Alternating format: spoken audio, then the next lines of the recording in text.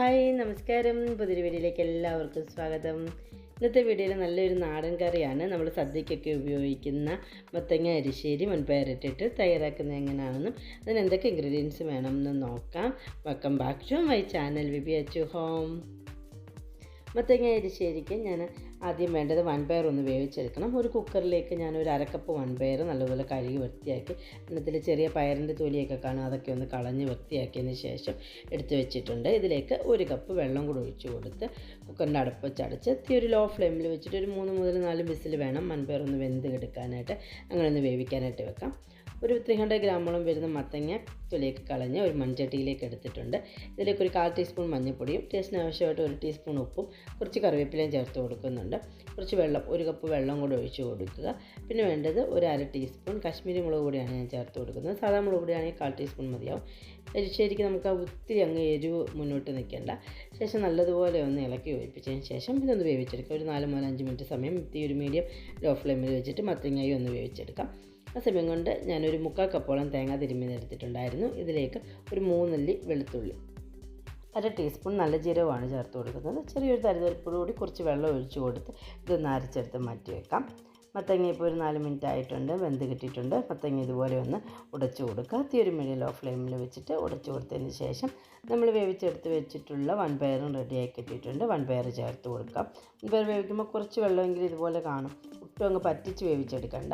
വൻപയർ ചേർത്ത് കൊടുത്തിട്ടുണ്ട്. ശേഷം നമ്മൾ അരച്ചെടുത്ത് വെച്ചിട്ടുള്ള തേങ്ങയും കൂടെ ചേർത്ത് കൊടുക്കുക. ബാക്കി കുറച്ച് തേങ്ങ പാത്രത്തിലേക്ക് പറ്റിയിരിക്കുന്ന തേങ്ങ കുറച്ച് വെള്ളം, ഒരു 1/2 കപ്പിൻ്റെ അടുത്ത് വെള്ളം കൂടെ ഒഴിച്ച് കൊടുത്ത് അതും കൂടെ നമുക്കൊന്ന് ഒഴിച്ച് കൊടുക്കാം.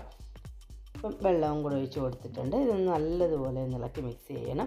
ടേസ്റ്റ് ആവശ്യമായിട്ട് നമ്മൾ ആദ്യം 1 ടീസ്പൂൺ ഉപ്പ് ചേർത്ത് കൊടുത്തിട്ടുണ്ടായിരുന്നു. ഇപ്പോൾ ഒരു 3/4 ടീസ്പൂൺ ഉപ്പ്. ഈ എൻ്റെ കയ്യിലിരിക്കുന്ന ഉപ്പ് അധികം ഉപ്പ് രസം കുറവുള്ള ഉപ്പാണ്, അതുകൊണ്ടാണ് 3/4 ടീസ്പൂൺ. നിങ്ങളുടെ ഉപ്പിൻ്റെ കയ്യിലിരിക്കുന്ന ഉപ്പിൻ്റെ ഉപ്പ് രസം അനുസരിച്ച് ഉപ്പ് ചേർത്ത് കൊടുക്കാം. ഈ ഒരു കൺസിസ്റ്റൻസിയിൽ വേണം, ഈ ഒരു അളവിൽ, വെള്ളത്തിൻ്റെ അളവിൽ വേണം മിക്സ് ചെയ്തെടുക്കാൻ. ഇതൊന്ന് തിളച്ച് കഴിയുമ്പം നമ്മുടെ കറി ഒന്ന് ആറിക്കഴിഞ്ഞതിന് ശേഷം ഇത് കുറച്ചുകൂടി ഒന്ന് തിക്കാവും. ഇതൊന്ന് തിളപ്പിക്കാനായിട്ട് വെക്കാം. 2 മുതൽ 3 മിനിറ്റ് സമയം ഒന്ന് അടച്ചു വെച്ച് തിരുമീഡിയം ലോ ഫ്ലെയിമിൽ വെച്ചിട്ട് തിളപ്പിച്ചെടുക്കുക.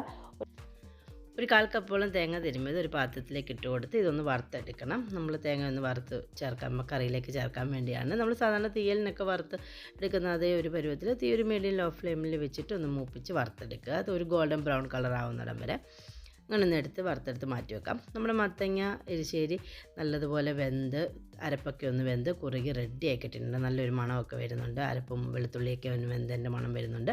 ശേഷം നമുക്ക് ഒന്ന് ഇളക്കി യോജിപ്പിച്ചതിന് ശേഷം നമ്മൾ വറുത്തെടുത്ത് വെച്ചിട്ടുള്ള തേങ്ങ അങ്ങോട്ട് ഇട്ട് കൊടുത്ത് ഇനി നമുക്ക് തിളപ്പിക്കേണ്ട ഫ്ലെയിം ഓഫ് ചെയ്യാം. ഈ ഒരു കൺസിസ്റ്റൻസിയിൽ റെഡിയാക്കി എടുക്കുക. താളിക്കാനായിട്ട് ഒരു പാനിലേക്ക് ഒരു 3 ടേബിൾ സ്പൂൺ വെളിച്ചെണ്ണ ചേർത്ത് കൊടുത്തിട്ടുണ്ട്. 1/4 ടീസ്പൂൺ കടുകിട്ട് കടുക് പൊട്ടിക്കഴിയുമ്പോൾ 1 ടേബിൾ സ്പൂൺ ഉഴുന്നുപരിപ്പ് ചേർത്ത് കൊടുത്ത് ഉഴുന്നുപരിപ്പ് ചെറിയ ഗോൾഡൻ കളർ ആവുന്നിടം വരെ ഒന്ന് മൂത്തതിന് ശേഷം ഒരു 3 വറ്റൽമുളകും കുറച്ച് കറിവേപ്പിലയും കൂടെ ചേർത്ത് കൊടുത്ത് ഇതൊന്ന് മൂപ്പിച്ചെടുക്കുക. ശേഷം ഒരു മീഡിയം ലോ ഫ്ലെയിമിൽ വെച്ചിട്ട് മൂപ്പിക്കുക. ശേഷം നമ്മൾ റെഡിയാക്കി വെച്ചിട്ടുള്ള മത്തങ്ങ എരിശ്ശേരിയിലേക്ക് നമ്മൾ താളിച്ചതും കൂടെ ഒഴിച്ചു കൊടുക്കാം. തളിച്ചെന്ന് ഞാൻ ഇപ്പോൾ ഒഴിച്ച് കൊടുക്കുന്നുണ്ട്. ഇതിന് നമുക്ക് അടുപ്പ് വെച്ച് അടച്ച് കുറച്ച് നേരം ആ തളിച്ച് ചേർത്തതിൻ്റെയും ആ തേങ്ങ വറുത്ത് ചേർത്തതിൻ്റെയൊക്കെ ഫ്ലേവറൊക്കെ കറിയിലേക്ക് ഇറങ്ങാൻ വേണ്ടി കുറച്ച് നേരം ഒന്ന് അടച്ച് വെക്കാം. നല്ലതുപോലെ നല്ല ഒരു മത്തങ്ങ എരിശ്ശേരി സദ്യക്കൊക്കെ വിളമ്പാൻ പറ്റിയൊരു കറി റെഡി ആയിട്ടുണ്ട്. എല്ലാവരും ഉണ്ടാക്കി നോക്കി അഭിപ്രായങ്ങളും നിർദ്ദേശങ്ങളും കമൻറ്റ് ചെയ്യുക. പുതിയ നല്ല നല്ല വീഡിയോ ആയിട്ട് കാണുന്നതിന് വരെ bye guys. Thank you for watching my video.